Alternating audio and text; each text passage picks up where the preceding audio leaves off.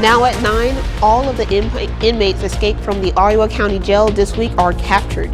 Plus, local power line workers returned from home from helping out restore power in Florida. And reports of a possible intoxicated driver led Joplin authorities on a chase last night.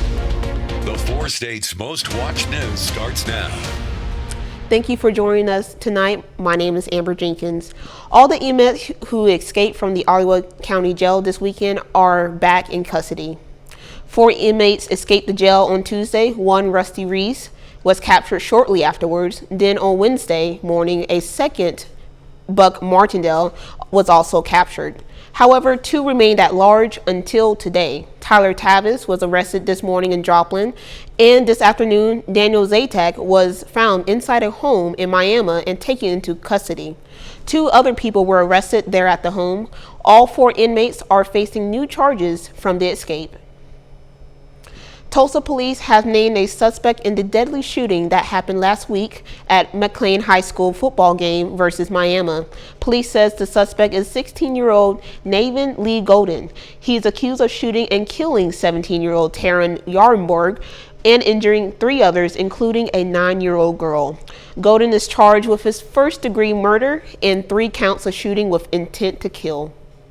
Authorities in Joplin last night responded to reports of a possible intoxicated driver who then led them on a chase.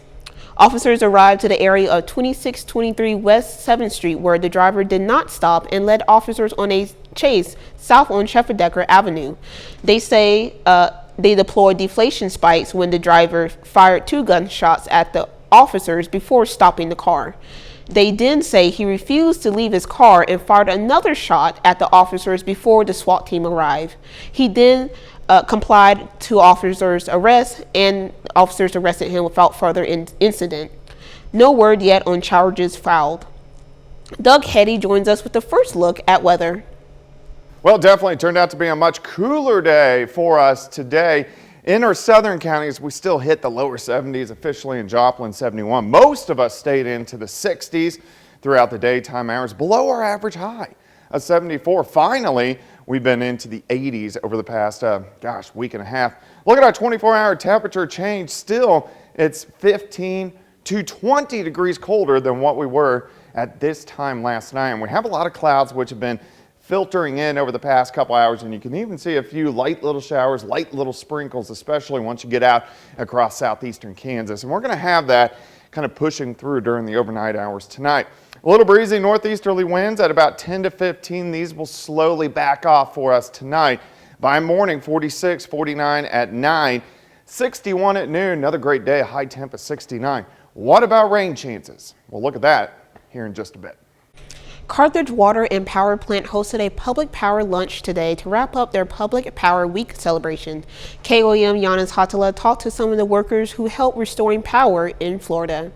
We are here in Carthage to meet with 6 Carthage Water and Electric Plant workers who were restoring power in Orlando following Hurricane Ian. So we had to use these sticks from the ground to throw them back in. As Hurricane Ian swept through Florida, millions of customers lost power. Once the storm moved out, a crew from Carthage Water and Electric Plant was ready to help. A lot of the stuff was down in backyards and houses, and the overgrowth of the trees and stuff back in those lines made it tough to get lines strung back up sometimes. First, the crew fixed power for the critical outages at places like hospitals. They moved on to individuals later on. Crew members told me the hardest part was driving through water. I've never worked in anything like that where we were pushing our trucks through 2.5 to 3 foot of water just to get to the residents to restore their power. With the flooding, wild animals such as alligators and snakes were pushed out from their habitat. Come across one alligator, was about 50 foot away from us on a pole, but that alligator didn't even move while we was there, so that was a little interesting. We've never seen that before. The Floridians who did not evacuate were appreciative for the work of the crew. They were curious how we were doing things and all that, especially with the kids. The kids were always coming up. They were having fun with the water and getting to know us. We have really good equipment to work with, and it was just nice to be able to go down there and help them out the best we could. In Carthage, Janna Haudala, KOAM News. The crew members were just a few of the hundreds, if not thousands, that responded to help Florida. Some kiddos at Mark Twain Elementary in Carthage showed off their cool engineering projects for the public to see. The projects are a part of their engineering unit in class to teach students about the engineering field. One in the class designed a way to keep ants from getting into their picnic. Another class came up with their own problems and made their own solutions. Time the kids can create and build, they love that, and they have such creative minds, more creative than mine, and I'm just pretty proud of them. There were robots, helicopters, and planes, all made with simple household items such as cotton balls, Q-tips, and paper. It's homecoming week at Missouri Southern, so students are celebrating. The theme for this year's homecoming is Lions Level Up. One of the main activities available for students were video games set up in the Lions Den. Today, the school hosted its 45th annual homecoming picnic at the Oval. I definitely think that students have really enjoyed this week. It kind of, next week is kind of our midterms, but it's still like, you would think people would be studying, kind of freaked out for midterms, but it really has kind of brightened up the mood. Like everyone has been coming out to events, like really enjoying themselves and having a great time this week. The homecoming parade kicks off at 10 a.m. tomorrow. Kicks off for the homecoming games against Lincoln is at 2 p.m. America's energy crisis is getting worse. Crude oil prices are now at 10% higher than they were a week ago, and drivers are soon to feel that at the pump. The cost of filling up your tank is getting more expensive for nearly 2 weeks straight, and it may keep rising. Fox Business correspondent Grady Trimble has more. The falling gas prices from over the summer seem like a distant memory now that it's fall. The national average today, $3.89. That's about 13 cents higher than a month ago, 10 cents higher than just last week. Refinery problems out west and to some degree here in the Midwest started the surge, but now the parts of the country that have been enjoying relatively low prices compared to other regions could see pump prices go up. Gas Buddy's Patrick DeHaan says in the South and on the East Coast, those prices could increase between 10 and 30 cents a gallon. That's largely because of OPEC's planned production cut of 2 million barrels a day, sending oil prices closer to $100 a barrel. What's your reaction to the OPEC Plus? Disappointment, and we're looking at what alternatives we may have. One of the alternatives the White House is hinting at, taking more oil out of the Strategic Petroleum Reserve. We don't have to be in this situation. We don't need this OPEC Plus confrontation. If President Biden 18 months ago would have gone to the Gulf Coast and said, let's keep this up, domestic production, let's do this, and now we find ourselves begging for oil from the Persian Gulf, it's a horrible situation to be in. We're also keeping an eye on diesel prices, the national average going up 3 cents since Thursday and getting closer to $5 a gallon. In Chicago, Grady Trimble, Fox Business. KOAM News at 9 on Fox 14 takes this time to honor another four-state hero. Army Special Joshua Schroeder of Carthage, Missouri. Schroeder served at Fort Lewis, Washington from 1999 to 2006. To Specialist Joshua Schroeder, thank you, our four-state hero. Doug is next with a complete look at the forecast. And later in sports, Pittsburgh State prepares to host a top 10 matchup tomorrow against Northwest Missouri.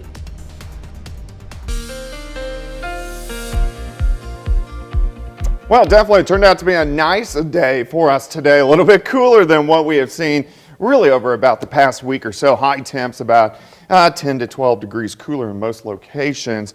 We do have a lot of clouds which are filtering in, so we're going to have that tonight. Of course, Indigo Sky Casino and Resort just outside of Seneca, Missouri. All right, temperatures yesterday, we were into lower 80s, and then today, only upper 60s to near 70 degrees, so a pretty big switch. It was actually really windy earlier today. The winds have died down just a little bit, but still out of the northeast at about 10 to 15. They'll slowly back down as we go through the overnight hours for us tonight.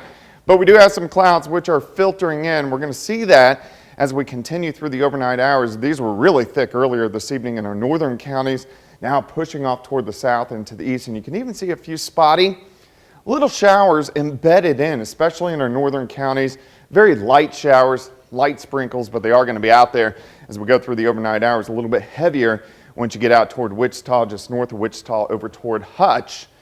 And it looks like we'll get just the clouds and a random shower as we go through the overnight hours. Bigger wave to our southwest, but all this rain is going to stay back across the panhandles of Oklahoma and Texas as we go through the next couple days. So our weather is actually shaping up pretty good. All right, we're going to have the clouds tonight. Spotty, random, little sprinkles across the region, but look at the morning. Upper 30s, northern counties. We should stay just above that frost level. Everybody else will be into lower 40s. We'll start partly cloudy skies. By the time we get into the afternoon, it looks pretty good. Most of us mid to upper 60s for highs, so a very nice fall afternoon for early October. Tomorrow night, we drop back into lower 40s once again. Clouds kind of thicken back up. We could get a random sprinkle again into Sunday morning, but I think Sunday looks pretty good. Partly sunny skies, high temps into the mid 70s during the afternoon. So all weekend long, we get great weather. All right, here's your day planner. 45 to start, 61 by noon, 66 by 5. High temperature with a little bit of sunshine. I think we'll get 68, 69 as we go into the afternoon hours. We do need some rain. We need rain badly as we go into Monday. Slight chance we could get a few little showers in here Monday night into Tuesday. Our better shot for rain and widespread rain is going to sink in on Wednesday as we get another cold front that's going to sink through, and that will give us some better chances for rain for next week. 69 tomorrow, 76 on Sunday, 81, few sprinkles, light shower on Monday, 81 Tuesday, 78 on Wednesday, that little better shot to get some showers and thunderstorms, and then we cool back down just a bit by next Thursday and Friday, and we continue with the nice weather all the way in to next weekend. Amber?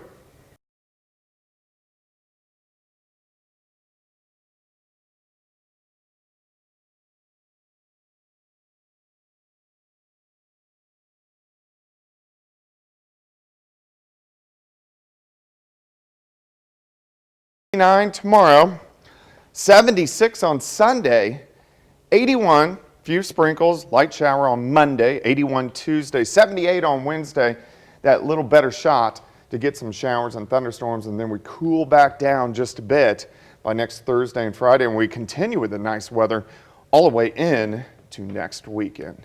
Amber? Thanks, Doug. Folks in Florida and the Gulf area are still assessing the damage and picking up the pieces following the direct hit from the Hurricane Ian. Fox weather correspondent Nicole Valdez has more from Fort Myers, Florida. 30 years of my life gone.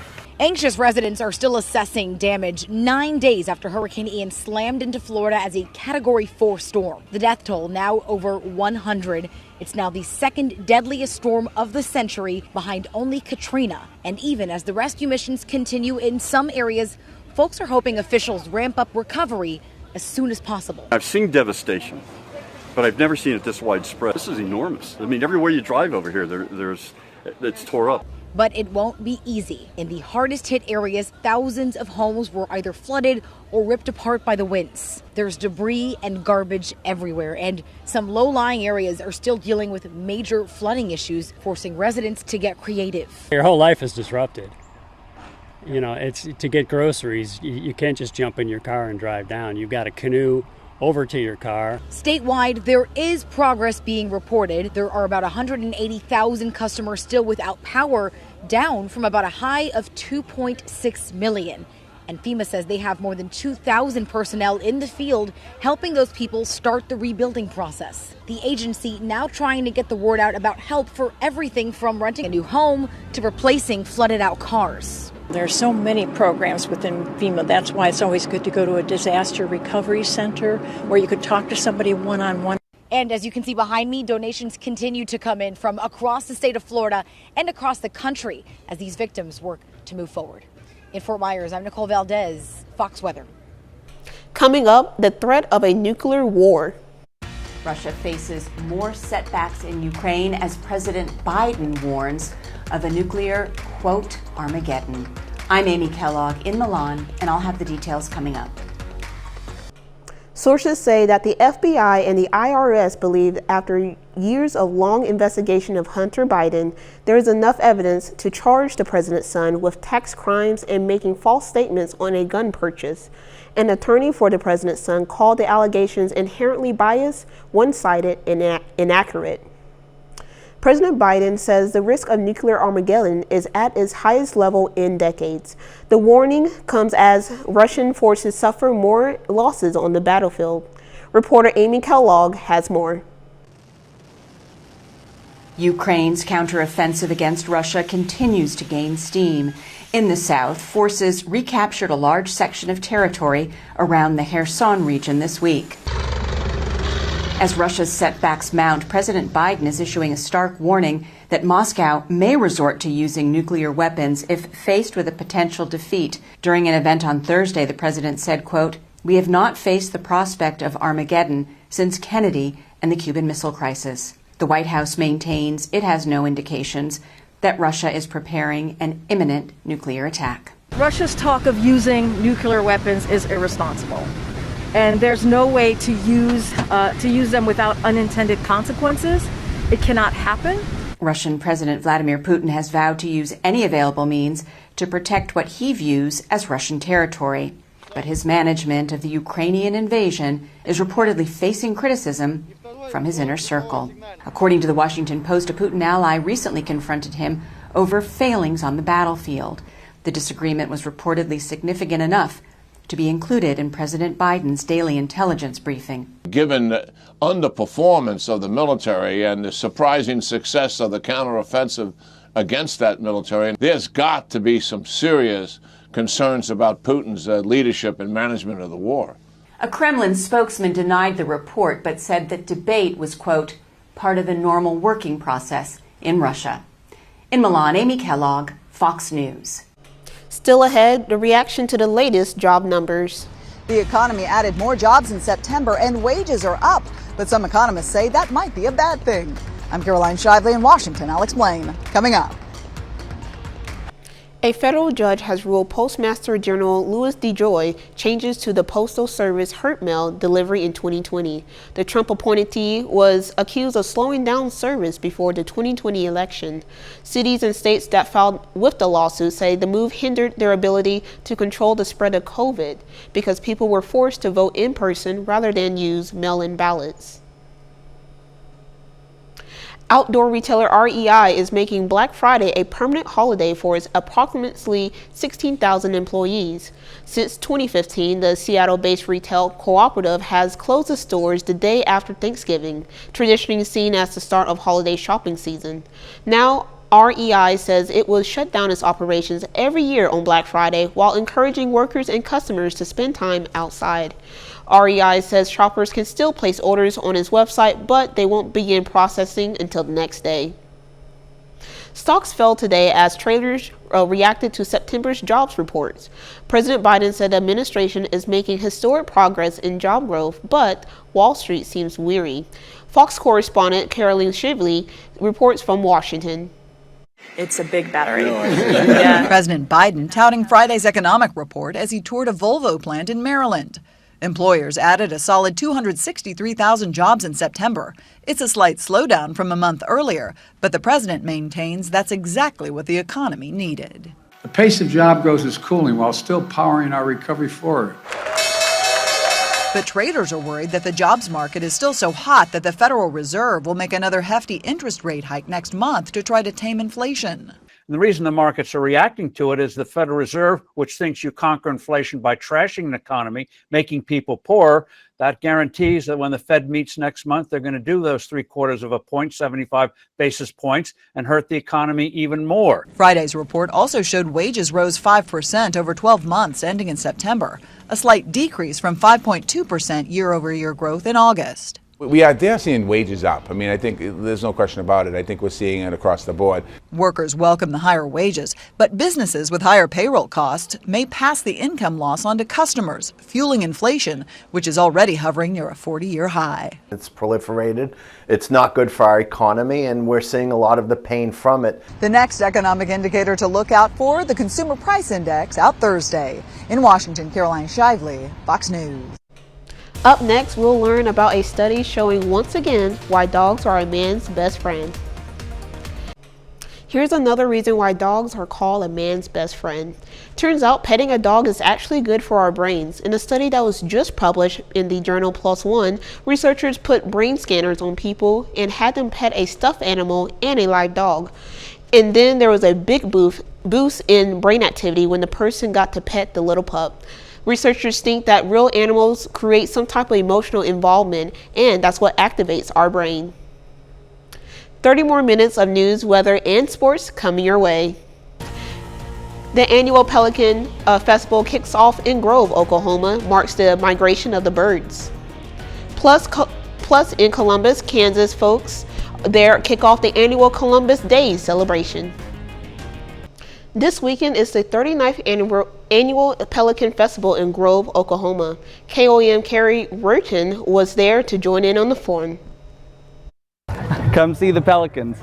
This weekend is the 39th annual Pelican Festival in Grove, Oklahoma. It's a very important event for the Grand Lake area. We bring people from a 4-state area, sometimes even 5. We'll have people from Texas here.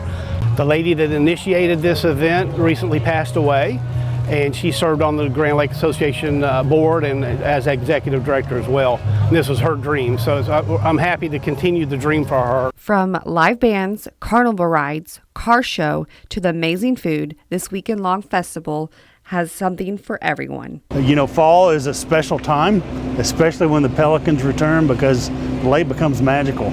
Josh Goff is just one of many vendors set up at the Pelican Festival. I think it's a great, opportunity for people who have lived here for a while to get back out and reconnect with others. I think people who are maybe not from here, it's a great opportunity to get out and meet people and just see everything that Grove and Grand Lake has to offer, because there's a lot. We will have pelicans fly over the park at some point during the weekend, so if you want to see white pelicans, Grand Lake is the place to come.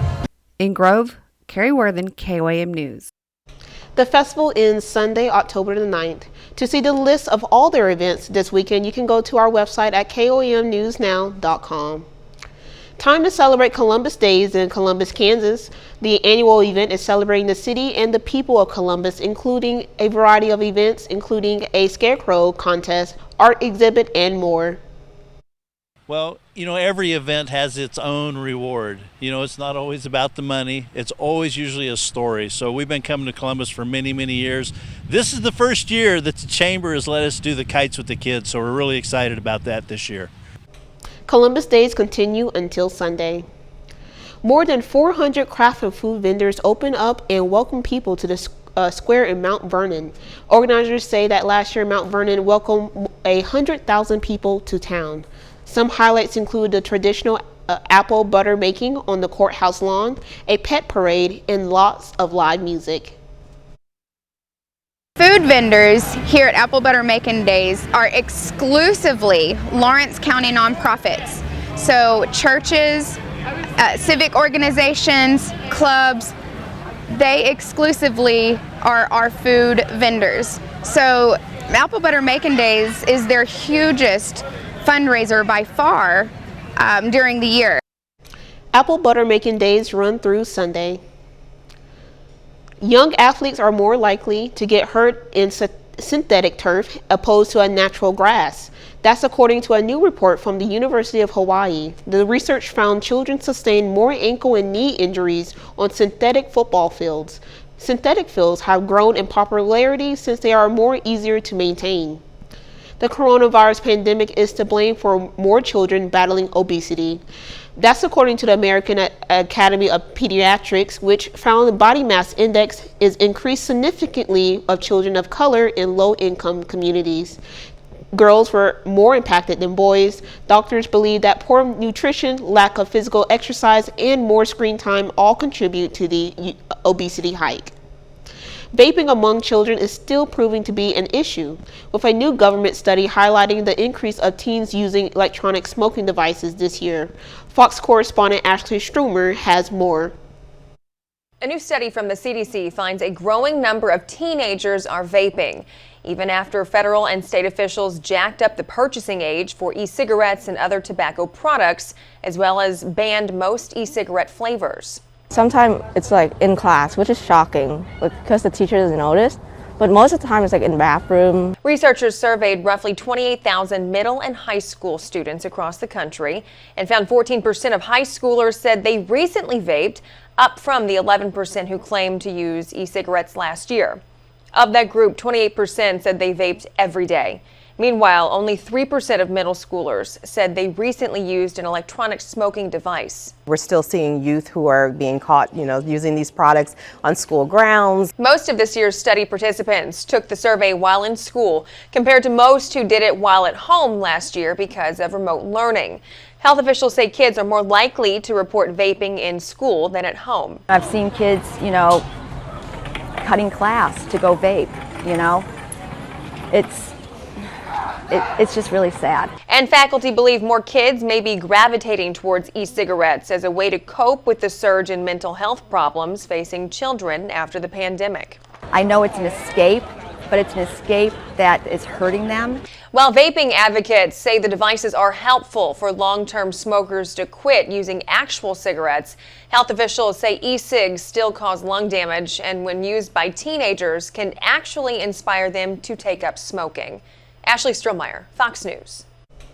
A bit later, how 3D printing drones could revolutionize the construction industry.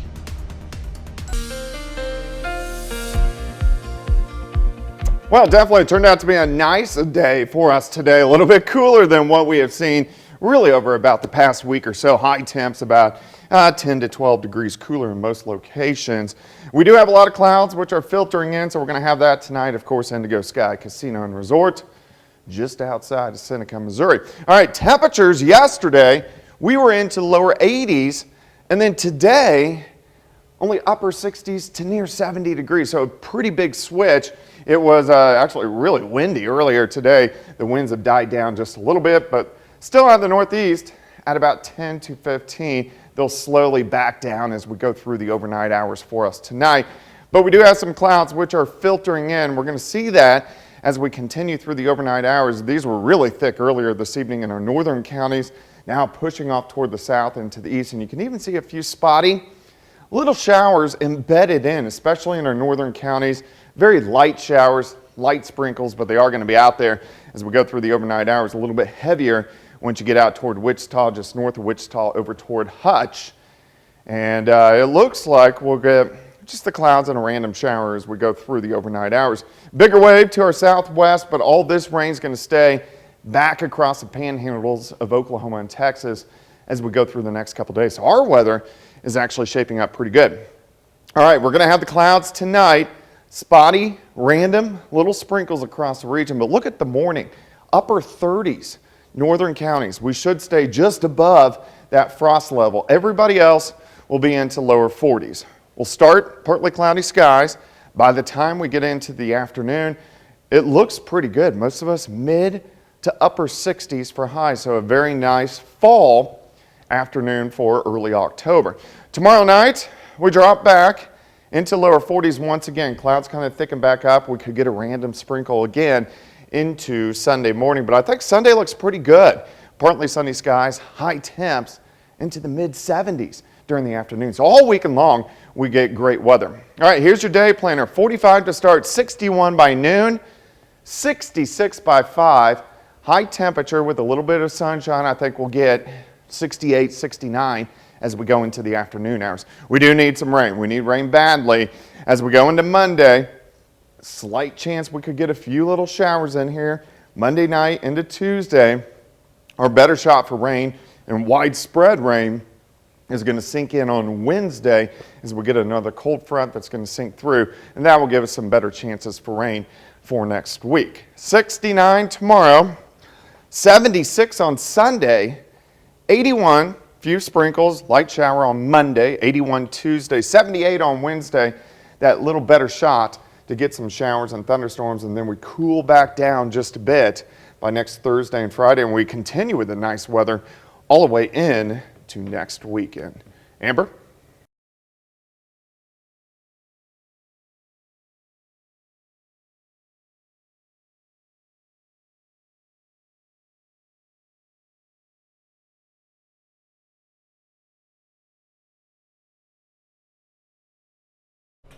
Thanks again, Doug. Coming up in sports, Pitt State and Missouri Southern are both hosting their football matchups this week.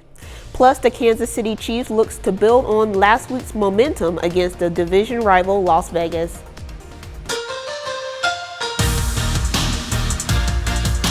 We're just one day away from one of the biggest college football games in the country this week. Pittsburgh State Gorillas are at home tomorrow afternoon, hosting a top 10 matchup against Northwest Missouri State. The Gorillas are 5-0, ranked 7th in the nation heading into Saturday. The Bearcats are 4-1 and ranked 9th. And both teams have been outstanding on defense so far this season. Northwest Missouri leads the MIAA in rushing defense and has more sacks than any other team in the league. So it's going to be a big test for the Pitt State offense and the big guys up front. They got a good D-line. They're returning like most of the guys besides the guy that got drafted last year. They have a good linebacker core. They lost an All-American and the linebacker core as well. But they're still returning a good front seven that plays hard. I like a little challenge. You know, I hear about how good their defensive line is, so I guess I'll have to find out for myself. It's a big challenge for us. It's a challenge for us to run the football and then in our pass protection too, because we got to be able to throw the ball downfield as well. So, you know, we got to do a great job there offensively up front. We got to get the ball out a little bit quicker. You know, we got to play smart on offense for sure. As for the Missouri Southern Lions, they host Lincoln tomorrow afternoon on homecoming weekend. The Lions are aiming to bounce back after a loss to Pittsburgh State last weekend. They snapped a 3-game winning streak for Moso. On the other side, Lincoln is 0-5.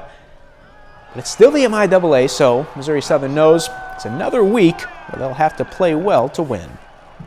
They're scary because they're getting better every week. I've compared them to my team from us last year, where there were times where we did some good things and then faltered, and they're real similar. You know, they've had some big plays.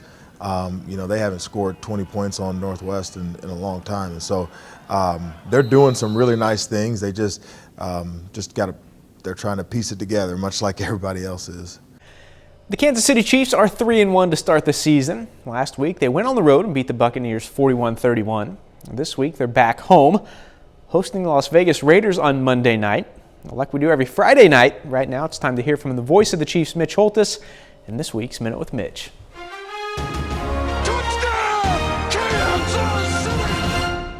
It's time again for Monday Night Football at GEHA Field at Arrowhead Stadium in the continued celebration of the 50th year of the iconic venue. But Monday night also brings up a bigger story, the impact of Kansas City architecture in the design and building of sports venues worldwide.